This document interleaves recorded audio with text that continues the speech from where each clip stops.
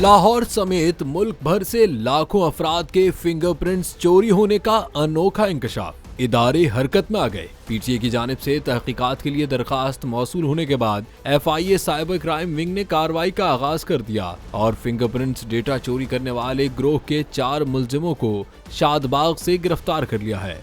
मुलजिमान ने इब्तिदाई तफ्तीश में 1,10,000 फिंगरप्रिंट्स चोरी करने का एतराफ किया है। FIA का कहना है कि फिंगरप्रिंट्स का डेटा हासिल करके मोबाइल कंपनीज की सिम्स को गैर कानूनी तौर पर एक्टिव किया जाता था। गैर कानूनी एक्टिव सिम्स की मदद से फ्रॉड, ब्लैकमेलिंग और दीगर मुश्तबह कार्रवाइयां अमल में लाई जा रही थी।